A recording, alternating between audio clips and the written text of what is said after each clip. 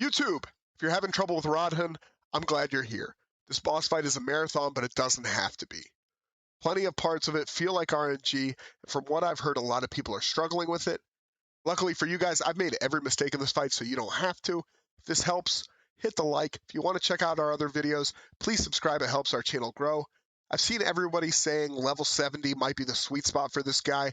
I was able to get this done at 60, so this should work for you. I will say one of the key points of this fight is making sure your weapons are leveled up. There are two big keys to this fight, in my opinion. First is to use the summons to your advantage, and the second is to learn Radahn's moveset on horseback. When you start the fight, Radahn will be firing arrows at you from across the desert. Purple arrows will home in on you. You'll have to dodge roll away from them to avoid them. The second type of arrow he shoots is a scatter shot, and we can dodge roll out of this. But often before we see the shot, Radahn will point his bow towards the sky and lob up a volley of arrows that will rain down towards you. To avoid these, we're going to want to hop on horseback. The best way I've found to avoid the scatter shot without it feeling like RNG on horseback is actually to ride diagonally backwards when you see the shot coming. When we get close enough, Radahn will put the bow away and will ride towards you. One important thing to note here is he doesn't particularly move very fast on horseback, and simply riding away from him is all we're going to have to do in this section. We can disregard all of his other moves and simply ride away until we get this specific move.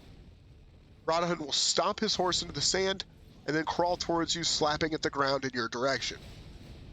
When this move is finished, Radahn will perform an upward swipe that will kick up some sand.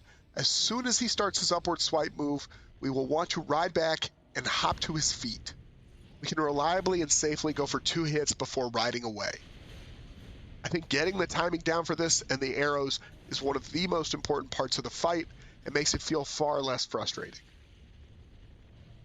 When we're going for our actual attempt to kill this behemoth, we will want to pick up the summons on the ground in front of us on our approach. The summoned allies will begin charging towards Radahn, and we want to beat them to him, because we want to draw aggro first. It's the best way to keep our summons alive so we can get a lot of free damage off. Picking up each summons on the way to Radahn will change our timing. It will probably take a few trials to get down perfectly. When we get close enough to start the horseback phase of the fight, we want to pull Radahn away from our allies. This will help keep them alive, and we want to bait out his charge. When he gets off horseback and charges towards us, we're going to go for the 2 hits just like we practiced, and then immediately ride to the top of the hill behind Radahn's original position to get off our final summons. This summons a healer to the battlefield who will help keep our allies alive. At this point, one of our summoned fighters will probably be pulling aggro, and we want to wait until Radahn is stationary to ride up and start working on his backside.